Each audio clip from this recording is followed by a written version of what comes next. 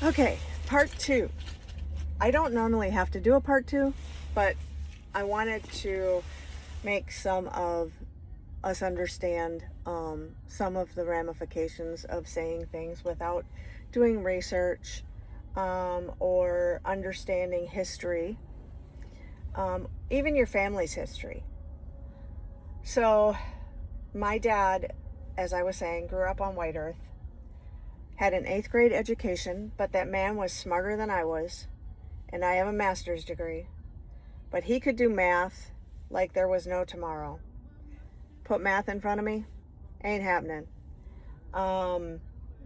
I will say that people don't understand that when tribal members were given, so my grandfather, my dad's dad, was given 80 acres of land back in, I don't even know when, the 1800s, because my grandfather on my dad's side was born in like 1880 or 1870 something.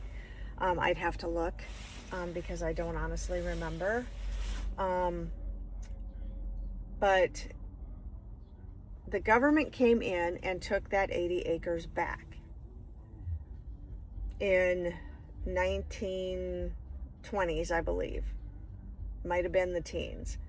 I'd have to go back and look at my family history because I do have it all written down.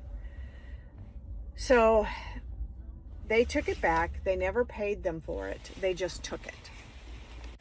So when we talk about stolen land, it's not just you coming from another country and living on our land. It is the government that came in after giving the land permanently to the tribe and then taking it back and not compensating them for it. So my dad passed away in 1978. So he never saw any of this happen. My mom passed away in 95. So she really never saw this happen either because they were just working on it. So there was this program called land settlement, and it covered everyone who had been given acreage and then had the acreage taken, getting payments from the government. So my sister and I, my two sisters, because my sister Mary was still alive,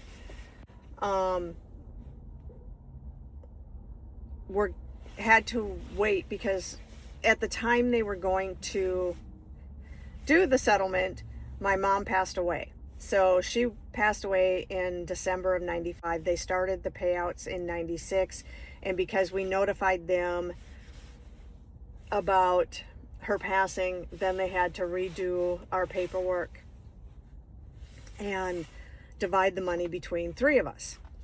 Well, my sister Mary, as most of you know, had Down syndrome. So she was given up as a ward of the state because they told my parents she would never live to be 5 years old. She actually ended up living to be 40. But she was put in a group home. Well, she was put in the state hospital, and then they closed the state hospital because of the Medicare fraud that was going on there in Cambridge. And then she moved into a group home under Lutheran Social Services. Now, mind you, my sister's funeral was paid for because my dad got her a program under the Purple Heart program because my dad had gotten 2 Purple Hearts. And so, yes. So in 96, they sent us the paperwork, all the stuff that we had to fill out so we could get our claim. I contacted the person at the program and said, my sister lives in a group home and she falls under Ramsey County. And she politely told me that they would not release funds to her under Ramsey County because it would not be used for her. It would just be put into their program.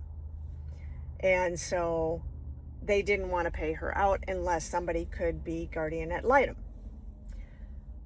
and take control of the funds. So I called the worker and I called the lawyer, and the lawyer advised me to talk to the worker, but he was pretty sure they wouldn't go for it, which he was right.